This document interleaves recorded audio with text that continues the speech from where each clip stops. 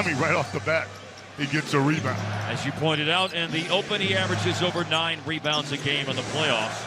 And, of course, he was around that number during the regular season. And that is an exciting component that will return. Without a doubt. So, again, he's probably happier than anybody. The Jazz free throw line in this series over 89%. Yeah, that's incredible. So the fact that Bogdanovich missed one is not following the script. Jalen will throw it to Luka for a post-up. Conley defending Luka, who maneuvers his way up the baseline, and he's on the scoreboard. 32 minutes of action on Thursday nights in Game 3. Luka and Powell on a pick and roll, and Luka will just knife right to the basket. He's right now. He's been absolutely exquisite as a player. The start that they want is unfolding before our very eyes because they have an 8. It comes to the way they go about their business.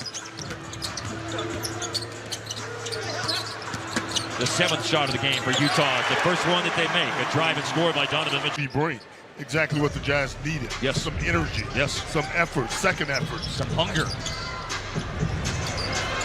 Mitchell scores. But at least right now. I don't think Donovan realized where he was on the floor that time. Long pass up ahead to Finney Smith. Jordan Clarkson is in the game, and he was back to provide some resistance. And so no easy transition basket for the Mavericks, who are running a little bit more so far in this series. Drive to the basket. Luka leaves his feet. Whiteside turned him away, but he left the ball at the last second for Powell.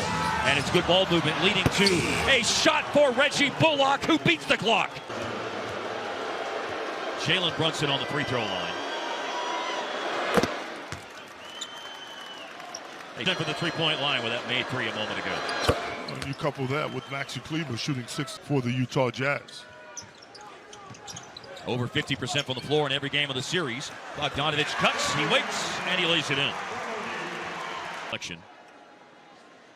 He has led the NBA in block shots per game. Draws a foul.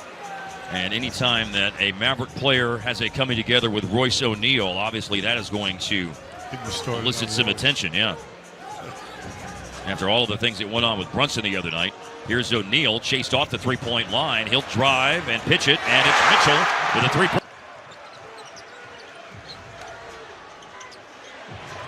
Bogdanovich airballs it, Whiteside bobbling it, and ends up coming away with the rebound and scoring. And Utah a lot of space on the inside. He's so wide, such a big body that you really have to block him out when he comes up with offensive rebounds. First basket, first rebound, and it goes along with the block shot that he already has in this game.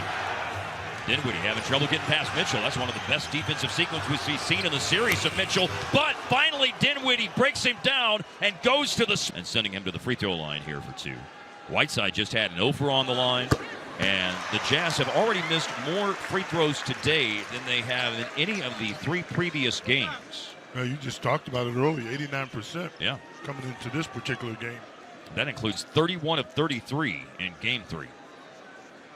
Utah missed 3 free throws in Game 1, 3 in Game 2, 2 free throws missed in Game 3.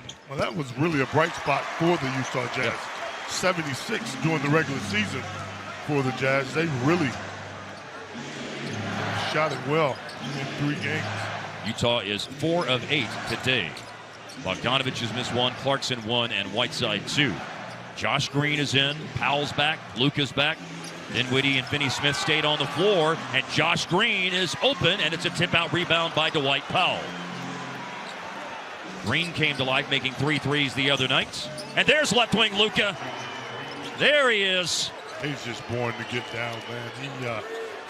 A lot of guys, they're rusty as heck when they come back and have to go through a adjustment period. Donovan Mitchell pulling up from the 3. Like I said, not shooting it great, but that doesn't deter him from taking 3s. A foul on Bogdanovich, his first.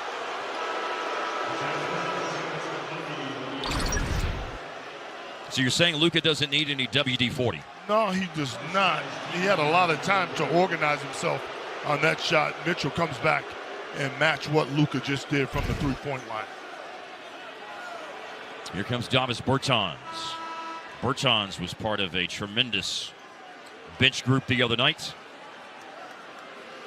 Kleba, Green, and Bertans, the trio that really stood out in terms of shot making.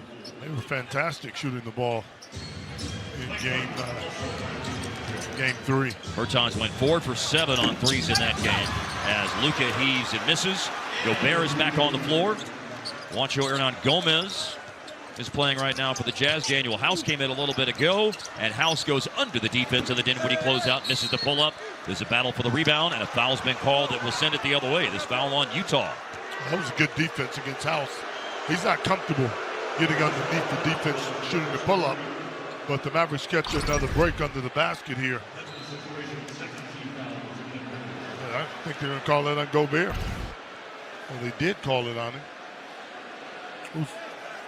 Who's had a hard time in this series putting the ball in the hole. He's still averaging 13 rebounds in this series, but not a factor offensively. In the series, Gobert is averaging 9 points. After averaging, what, 15 in the regular season. Yep. Yeah. Well, in the arena, they have noted that this is now 5 team fouls on the Utah Jazz. On the official stat monitor, interestingly enough, there is only 4 that are shown. 1 on Clarkson, 1 on Conley, 1 on Gobert now, and 1 on Bogdanovich. So there is a unaccounted for foul somewhere. I mean, don't you hate that, an unaccounted for foul? Get it worked out, bro.